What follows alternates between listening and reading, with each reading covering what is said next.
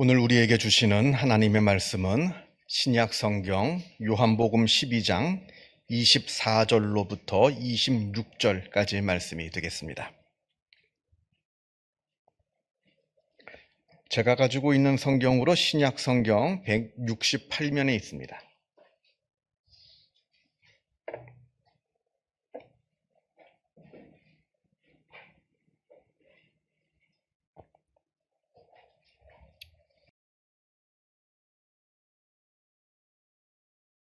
요한복음 12장 24절에서부터 26절까지 말씀을 봉독합니다. 이 계시의 말씀을 봉독할 때에 살아계신 하나님의 음성을 다 함께 들으실 수 있기를 바랍니다.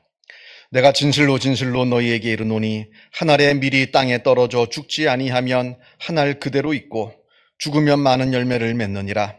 자기의 생명을 사랑하는 자는 잃어버릴 것이요 이 세상에서 자기의 생명을 미워하는 자는 영생하도록 보존하리라. 사람이 나를 섬기려면 나를 따르라. 나 있는 곳에 나를 섬기는 자도 거기 있으리니 사람이 나를 섬기면 내 아버지께서 그를 귀히 여기시리라. 아멘.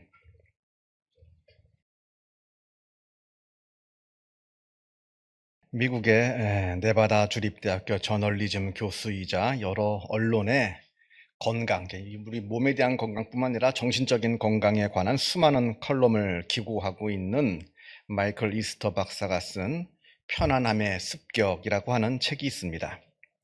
사실 우리 모든 인간은 편안함을 추구합니다. 육체적으로 그리고 정신적으로. 편안한 것은 좋은 것이고 또 반대로 불편한 것은 나쁜 것이라 우리는 생각합니다. 그래서 조금이라도 우리한테 불편함으로 다가오는 것이 생기면 우리는 어떻게 해서든 그 불편한 것을 다 제해버리고 편안함을 유지하려고 노력을 합니다. 그런데 이 책은 우리에게 묻습니다. 과연 우리가 추구하고 있는 그 편안함이라고 하는 것, 과연 그것이 정말로 우리의 몸과 마음에 좋은 영향을 미치고 있느냐? 아니면 반대로 너무나 지나치게 편안한 나머지 그 편안함이 오히려 우리의 몸과 마음을 병들게 하고 있는 것은 아니냐? 우리에게 묻습니다. 요즘 날씨가 참 덥습니다. 좀 나아지긴 했어도 여전히 덥습니다. 그런데 여러분 솔직히 한번 말해봅시다. 우리가 하루의 더위를 얼마나 직접 느끼면서 살고 있습니까?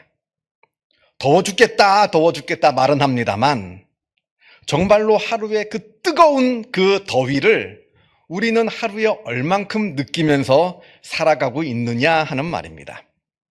이 책에 따르면요, 물론 미국 통계이긴 합니다만 그러나 우리의 상황하고도 별반 다르지 않을 것이라 생각합니다. 이 책에 따르면 미국 사람들은 그날의 날씨를 직접 경험하는 시간이 평균적으로 하루에 단 2분밖에 되지 않는다고 합니다. 하루에 단 2분. 예를 들어서 물론 사람들마다 다 다르겠죠. 상황이 다 다르니까 다 다르겠습니다만 평균적으로 아무튼 요즘처럼 날씨가 덥다라고 할 때 이 뜨거운 날씨를 우리가 직접 마주하는 시간은 기껏해야 하루에 단 2분. 그리고 나머지 23시간 58분은 에어컨 아니면 선풍기가 나오고 그리고 단열이 잘 돼 있는 집이나 자동차에서 우리가 시간을 보낸다고 하는 겁니다. 그런데도 우리는 더워 죽겠다고 합니다. 현대인들은 배고픔을 모른다고 합니다. 물론 우리들도 배가 고프죠. 그러나 우리가 느끼는 그 배고픔이라고 하는 것은 밥때가 되어서 시장기죠. 그냥 시장기입니다. 하루 종일 아무것도 먹지 못하고 심지어는 며칠 동안 아무것도 먹지 못하는 그 배고픔을 현대인은 모릅니다. 현대인의 가장 가난한 사람이 200년 전 가장 부자보다 더 부유했답니다. 아무리 가난한 사람이라 할지라도 냉장고 문을 열면 음식이 쌓여 있습니다. 또 현대인들은 다들 운동 부족이라고 합니다. 육체 노동을 불편한 것으로 여겨서 거의 대부분의 육체 노동을 지금 기계가 다 대신하고 있습니다. 그래서 현대인들은 일부러 시간을 내고 노력을 들이지 않는 이상은 몸을 움직일 기회가 거의 없다고 합니다. 현대인들은 스트레스를 받지 않는다고 합니다. 우리는 물론 현대인들 스트레스를 받아 죽겠다 합니다만 과거에 아주 오래된 우리의 조상들에 비하면 현대인들의 스트레스는 아무것도 아니라고 합니다. 우리 현대인들이 느끼는 스트레스, 기껏해야 교통체증 때문에 지각하면 어떡하나. 내 연봉하고 다른 사람들하고 연봉하고 비교하면서 내 연봉이 작은 것에 대한 스트레스, 아니면 우리 자녀 입시에 대한 스트레스, 고작 요 정도입니다. 그런데 과거에 옛날 사람들 정말로 죽느냐 사느냐의 문제로 스트레스를 받았습니다. 예를 들어서 내가 멀리 여행을 가야 될 일이 있어요. 여행을 가다가 정말로 강도한테 내 목숨을 잃을 경우가 많습니다. 짐승이 나타나서 나를 잡아먹는 위험도 있습니다. 옛날 사람들은 정말로 죽느냐 사느냐, 은유적인 표현 말고요, 현대인들이 말하는 죽고 사는 문제, 그거 가지고 안 죽거든요. 그런데 옛날 사람들은 정말로 그것 때문에 죽었습니다. 정말로 죽고 사는 문제 때문에 스트레스를 받고 있었는데 현대인들은 그런 스트레스가 없다라고 말합니다. 별것도 아닌 거지, 덜덜 떤다는 얘기죠.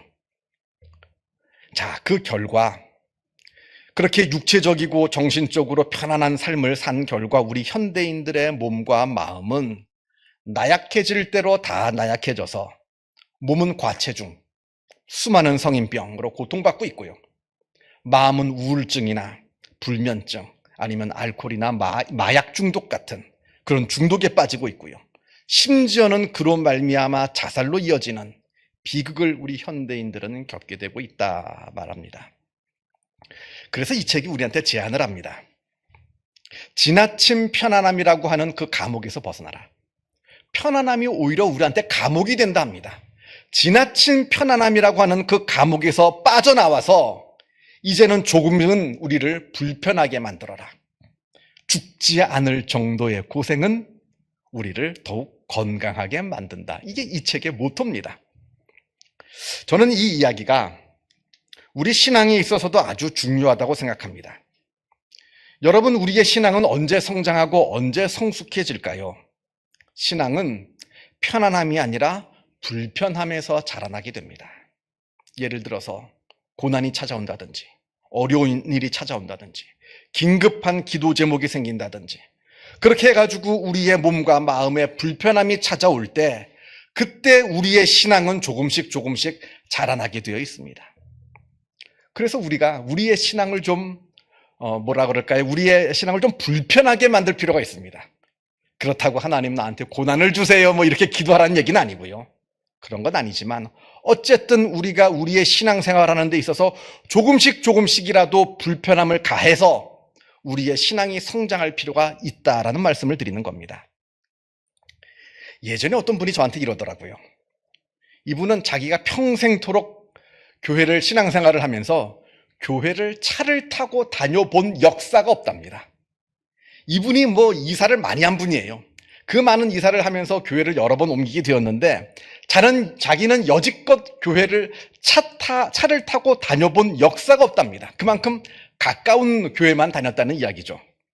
글쎄요, 물론 이사를 할 때마다 그곳에 다행히 아주 좋은 교회가 있어서 내가 굳이 차를 타고자 않더라도 좋은 교회에서 신앙생활을 했다면야 그건 감사한 일이겠습니다만, 그런데 그게 아니라 조금만 차를 타고 멀리 가면 참 좋은 교회, 나한테 잘 맞는 교회가 있음에도 불구하고 거기까지 가는 수고를 들이기 싫어서 나한테 잘 맞지도 않고 그런 나한테 좀 불편한 말은 취소하고요. 나한테 잘 맞지 않는, 그러나 가깝다는 이유만으로 그 교회를 다닌 것이라고 한다면 그건 이야기가 달라지는 거죠.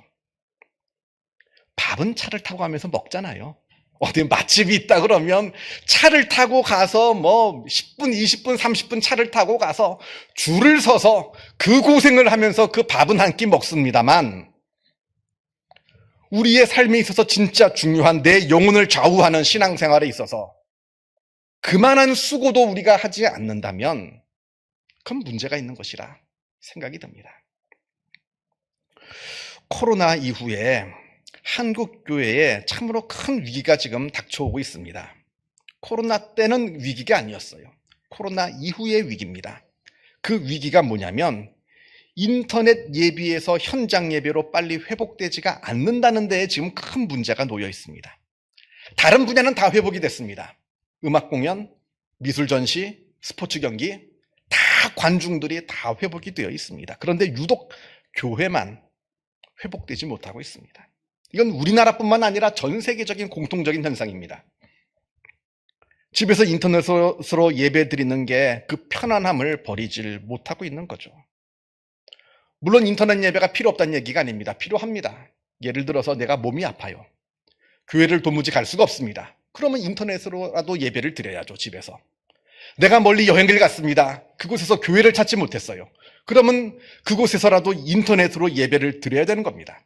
그건 아주 훌륭한 거예요. 훌륭한 겁니다만, 그런데 그게 아니라 단지 편안함 때문에 집에서 인터넷으로 예배를 드린다면 죄송합니다만, 그래가지고는 우리의 신앙이 자라날 수가 없습니다. 이건 꼭 예배 얘기만 하는 것이 아닙니다. 다른 것들도 다 마찬가지예요. 성경을 읽는다든지 아니면 기도를 한다든지 하는 내 모든 신앙의 분야에 있어서 내가 조금씩 내 신앙의 불편함을 가할 때, 내가 불편함으로 나아갈 때마다 그때 내 신앙은 조금씩 성장하고 성숙해진다는 것을 우리는 기억해야 됩니다. 만약에 그것이 아니라 지금 내가 하고 있는 내 이 편안한 신앙에 계속해서 안주하고 머물러 있다면 내 신앙은 앞으로 10년, 20년, 30년, 40년, 50년 그 이상으로 신앙생활을 계속한다 한들 조금도 자라지 못하고 조금도 성숙해지지 못할 것이라 말씀을 드립니다. 오늘 본문을 보겠습니다. 오늘 본문에 한 알의 밀이 땅에 떨어져 죽지 아니하면 한 알 그대로 있고 죽으면 많은 열매를 맺게 된다 말씀합니다. 여러분, 씨앗이라고 하는 것의 생명력과 그 가능성은 아주 대단합니다. 제가 몇 년 전에 뉴스에서 본 기억이 있는데요. 정확하게 지금 연도와 날짜는 기억나진 않습니다만 예전에 뉴스에서 본 기억이 있는데요. 수백 년 된 외국의 유적에서 호박씨가 발견이 됐답니다. 항아리에 호박씨를 담아놨대요. 그래서 그 호박씨를 심어봤답니다. 수백 년 된 유물입니다. 그런데 그 호박씨가 싹이 나고 나중에 호박을 맺더라는 거예요. 놀라운 일입니다. 여러분, 이 씨앗의 생명력과 가능성은 아주 대단합니다. 그러나 그 씨가 땅에 떨어져 죽어야 그 생명력과 가능성이 발휘가 됩니다. 그렇지 않고 한 알 그대로 가만히만 있으면 수백 년이 지나도 그저 한 알 그대로 있을 뿐입니다. 물론 가만히 있다는 건 편안하죠. 변화가 없다는 것은 편안합니다. 아무런 번거로움이 없습니다. 가만히만 있으면. 고통도 없고 고난도 없습니다. 익숙한 방식대로 내가 가만히만 있으면 됩니다. 그러나 그때 나에게는 아무런 변화가 생기지 않는다는 겁니다. 반대로 떨어져 죽는다는 것은 불편한 일입니다. 번거로운 일입니다. 괴로운 일입니다. 고통스러운 일입니다. 그러나 그것을 감수할 때 그때 나에게 놀라운 변화가 일어나게 된다 말씀합니다. 오늘 우리가 읽은 이 본문은 예수님께서 십자가에 달리기 위해서 예루살렘에 입성하실 때 그때의 이야기입니다. 그때 예수님께서 하신 말씀인데, 예수님께서 많은 무리를 이끄시고 예루살렘으로 지금 들어오십니다. 우리가 오늘 본문에서 읽지는 않았습니다만 앞으로 쭉 가서 9절 말씀을 보면, 12장 9절 말씀을 보면 유대인의 큰 무리가 예수께서 여기 계신 줄을 알고 오니 이는 예수만 보기 위함이 아니요 죽은 자 가운데서 살리신 나사로도 보려 함이라. 예수님께서 죽은 나사로를 살리셨다는 소문이 세상에 쫙파다하게 퍼졌습니다. 그러니까 사람들이 예수님도 보고 죽었다 다시 살아난 나사로도 보기 위해서 구름대처럼 지금 예수님께 몰려옵니다. 그리고 그렇게 예수님께 몰려온 그 무리들을 이끌고 예수님께서 지금 예루살렘으로 입성하고 계십니다. 그러자 13절에 수많은 사람들이 종려나무를 가지고 흔들며 호산나 호산나 하면서 예수님을 맞이합니다. 마치 임금님의 대관식을 연상시키는 엄청난 무리들이 모여서 예수님 만세 예수님 만세 하고 있는 겁니다. 이 장면을 멀리서 지켜보고 있던 바리새인들이 두려워서 서로 이렇게 말합니다. 19절 말씀을 보면 19절에 바리새인들이 서로 말하되 볼지어다 너희 하는 일이 쓸데없다. 보라 온 세상이 그를 따르는도다 하니라. 이제 우리는 망했다는 거예요. 지금까지 이 바리새인들이 어떻게든 예수님을 제거하려고 그 수많은 노력을 했음에도 불구하고 지금 예수님이 저 많은 무리들을 이끌고 예루살렘에 입성하는 모습을 보고는 서로 낙담해서 이젠 다 틀렸다는 겁니다. 온 세상이 저를 따르는도다. 저 사람을 따르는도다. 우리는 이제 끝장났다. 망했다. 서로 이렇게 낙담할 정도로 지금 엄청난 무리들이 예수님을 따르면서 지금 예루살렘 안에 지금 완전히 큰 일이 지금 벌어지고 있는 겁니다. 심지어는 오늘 본문 20절에 헬라인들이 예수님을 만나러 옵니다. 이 사람들은 유대인들이 아닙니다. 하나님을 알고 있는 유대인들이 아닙니다. 하나님을 전혀 모르는 이방 사람들임에도 불구하고 예수님에 대한 소문을 들으니까 어떻게든 예수님 한번 만나보려고, 이 헬라인들조차 예수님을 한번 만나보려고 합니다. 이제 예수님은 완전히 유대를 넘어서서 세계로, 그야말로 월드스타가 돼버리고 말았어요. 월드스타입니다. 외국인들도 예수님 한번 만나보려고 그렇게 바라고 있는 모습이 오늘 20절 말씀에 나옵니다. 자, 이때 예수님께서 23절에 인자가 영광을 얻을 때가 왔도다 이렇게 말씀합니다. 여기서 말씀하시는 영광이란 사람들이 기대하는 그런 영광이 아닙니다. 예수님을 따르는 제자들이나 예수님을 따르는 많은 사람들이 생각하는 영광, 이제 예수님은 가만히만 계시면, 아무 일 하지 않고 가만히만 계시면 예수님을 따르는 사람들이 다 움직여가지고 예수님을 왕으로 모실 겁니다. 그렇게 생각하는, 그 사람들이 생각하는 그런 영광이 아니라 반대로 십자가에 달려 돌아가심으로 말미암아 세상의 구세주가 되시려는 그런 역설적인 영광을 지금 예수님께서 말씀하고 계십니다. 그러시면서 한 알의 밀이 땅에 떨어져 죽지 아니하면 한 알 그대로 있고 죽으면 많은 열매를 맺느니라. 가만히만 있어서 한 알 그대로 있는 것이 아니라 죽어서, 괴롭지만 고통스럽지만 죽어서 많은 열매를 맺는 그런 영광을 예수님께서 얻으시겠다 말씀하십니다. 우리가 잘 아는 헤르만 헤세의 데미안에는 이런 아주 유명한 구절이 나옵니다. 새는 알에서 나오려고 투쟁한다. 알은 세계다. 태어나려는 자는 하나의 세계를 깨뜨리지 않으면 안 된다. 새가 알에서 부화하기 위해서 투쟁을 벌입니다. 그 자기를 둘러싸고 있는 그 알은 지금까지 자기가 편안하게 살았던 자기의 보호막입니다. 이 안에만 있으면 편안합니다. 모든 게 다 해결됩니다. 그런데 이 새는 태어나기 위해서 그 알을 깨부시는, 자기의 보호막을 깨부시는 투쟁을 합니다. 그 투쟁을 해서 그 자기의 세계를 깨뜨리면 태어나는 겁니다. 그 자기를 둘러싼 세상에 안주하여서 가만히만 있으면 그 새는 태어나지 못하게 됩니다. 물론 불편하죠. 괴롭죠. 힘들죠. 고통스럽습니다. 그러나 그렇게 자기의 세계를 깨뜨리는 자만이 새롭게 태어날 수가 있게 됩니다. 이건 우리의 신앙에 있어서도 아주 중요한 이야기입니다. 제가 지금 여러분한테 무슨 대단한 걸 지금 요구하는 게 아니에요. 지금 오해하시면 안 됩니다. 여러분한테 지금 대단한 죽음, 대단한 고난, 대단한 도전, 대단한 헌신, 지금 이걸 말씀드리려는 게 아닙니다. 지금 내가 삶 속에서 실천할 수 있는 작은 불편함, 내 신앙의 성장을 위해서, 내 신앙의 성숙을 위해서 지금 내가 할 수 있는 아주 작은 신앙의 변화, 그걸 위한 아주 작은 불편함, 작은 어려운 일들을 지금 생각해 보시라 하는 겁니다. 예를 들면 주일 성수를 한다든지, 인터넷에서 예배를 드리다가 현장에 나와서 예배를 드린다든지, 아니면 그동안 내가 읽지 못했던 성경을 내가 읽겠다고 다짐을 해서 성경을 시간을 정해서 성경을 통독한다든지, 아니면 내가 새벽에 일찍 일어나서 새벽 기도에 나온다든지 하는 우리의 삶 속에서 내가 실천할 수 있는 작은 변화, 작은 불편함, 작은 어려움을 지금 생각해 보라 말씀을 드리는 겁니다. 그런 작은 변화조차 우리에게 없다라고 한다면 내 신앙은 앞으로, 아무리 내가 신앙생활을 오래 한다 한들 내 신앙은 지금 그 자리에 가만히 머물러 있을 겁니다. 아니, 가만히 머물러 있는 정도가 아니라 퇴보될 겁니다. 우리가 착각하는 게요, 우리의 인간의 본성은 죄악으로 기울어져 있습니다. 그래서 가만히 두면 흘러내려갑니다. 흘러내려가지 않기 위해서 몸부림을 치면 그 자리에 머물러 있습니다. 거기서 더 몸부림을 칠 때 조금씩 성장합니다. 그런데 많은 사람들은 착각을 해요. 내가 가만히 있으면 그 자리에 머물러 있는 줄 압니다. 이미 밑으로 굴러떨어지고 말았습니다.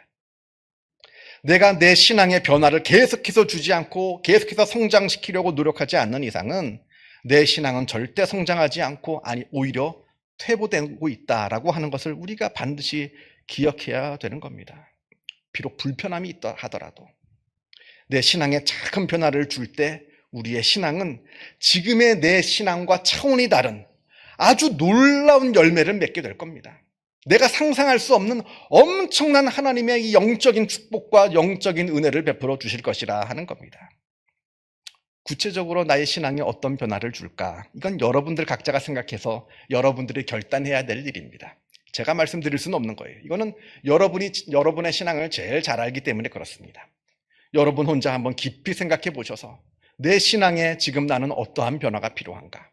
그것이 조금 불편할지라도 내가 어떻게 내 신앙을 성장시키고 성숙시키기 위해서 노력해야 되는가 생각하시고 결단하시는, 그래서 많은 영적인 열매를 많이 맺으시는 놀라운 은혜가 있기를 바랍니다.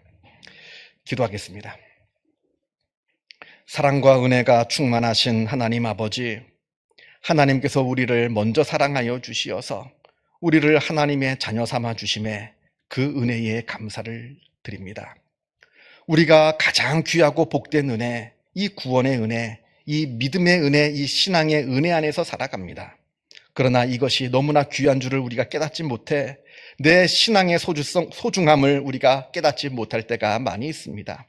아버지 하나님, 내가 더욱더 우리의 믿음이 자라나기 위해 하나님께 기도하며 수고하고 헌신하는 주님의 귀한 자녀들이 다 되게 하여 주옵소서.